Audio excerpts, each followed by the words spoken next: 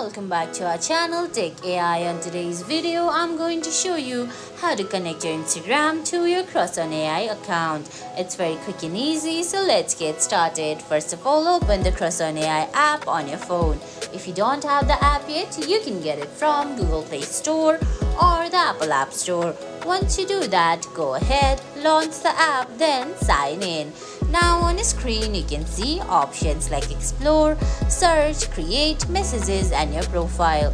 Go to your profile, then from the top right corner, go ahead and tap on Settings. Now under Settings, you're gonna have to go to Account Settings, then scroll down. Now there, find Social Media option. Now under Social Media option, go ahead and tap on Add Social Media, then select Instagram. Once you do that, you're gonna have to go ahead and open your Instagram account, then tap on Share Profile, then copy link. Once you do that, go back to CrushOn AI app, paste the link, then allow paste and tap on Save. And guys, that's it. That's how you add your Instagram to your CrushOn AI. I hope you found this video helpful. If you did, please give it a thumbs up, leave a comment, subscribe to our channel and hit that bell icon. See you in the next video.